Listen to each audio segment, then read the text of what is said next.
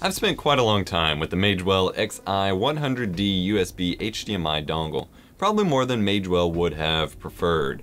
This is a very simple yet kind of fascinating little capture device. After over a month of it being in my possession, I'm finally able to bring you my review of the Magewell XI100D USB capture dongle.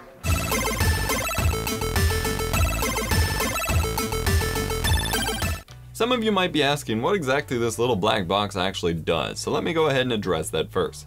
What this does is it takes a video signal from HDMI up to anywhere up to 1900 by 1200, which includes 1080p, at up to 60 frames per second, and spits it out via USB 3.0 to your computer.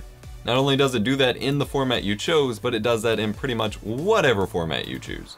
So you can upscale it, downscale it, have the frame rate, keep the frame rate, etc., which is kind of cool.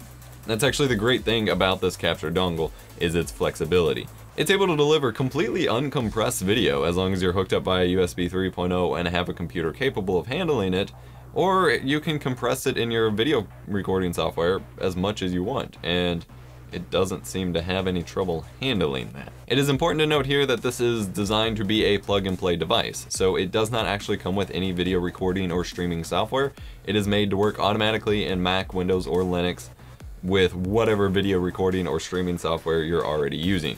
So personally, I tested it in OBS and Virtual Dub. I used Virtual Dub to record as high quality of a recording as possible, and then I used OBS to record a basic quality recording, as well as stream it and things like that. For some of my tests, I hooked up a game console which delivered a 720p 60 frames per second signal, and within OBS I was able to record at 720p 30, record at 720p 60, upscaled to 1080p 30 or 60 at a very high frame rate, all without using up any CPU usage whatsoever.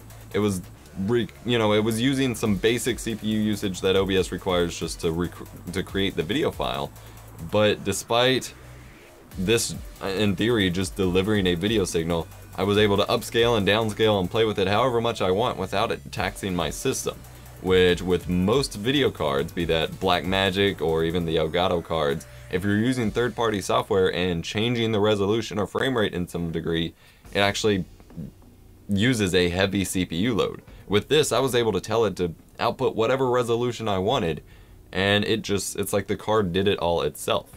And keep in mind, this is only a little more than 3 inches long, half an inch thick, and about 1.5 inches wide, and it doesn't really get that hot either, so it will fit in any setup. As we're looking at the physical design of the product here, it is a very small black box.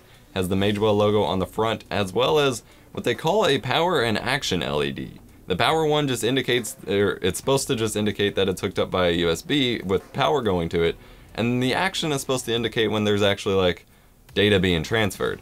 However, anytime I've ever plugged this in, both lights always just stayed lit up, even if I never had anything plugged into HDMI. So to me, it's just 2 power lights, but there's not necessarily anything wrong with that.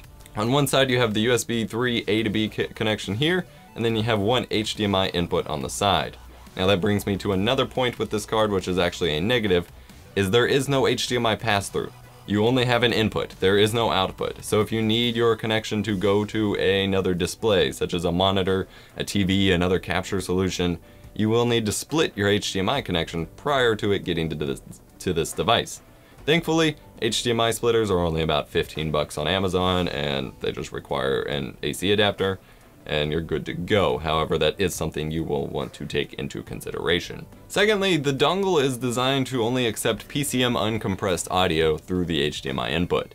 This means that if you have a device that's sending encoded audio by Adobe or DTS or its own kind of encoding, it's not going to get along too well with this card. In my game console tests, which technically can support PCM uncompressed audio, but by default they do not, I was getting completely out of sync audio. I was getting audio just dropping in and out and just warping all over the place. This did not happen when I connected it to my camcorder via HDMI out, in which it had just raw audio go into it. But using a game console with any sort of like compressed or encoded audio, it did not like it at all. Overall, this is a pretty impressive and flexible capture dongle, especially given its size, the fact that it requires no external power, and just the sheer flexibility, the fact that you can throw pretty much anything at it and it'll throw whatever you want back out, I really, really like. And the fact that it requires no proprietary drivers nor software makes it very flexible, although that may be a problem for other people who don't actually have the software or expertise to set it up in separate software by themselves.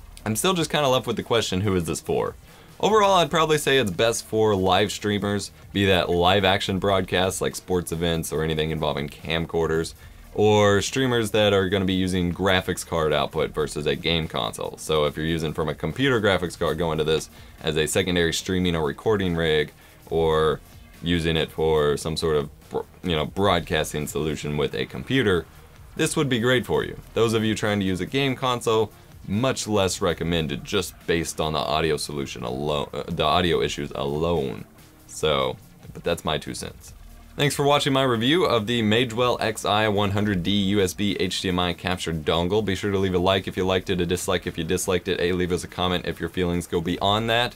Links to Magewell's website as well as a product link to this product on Amazon will be in the description down below.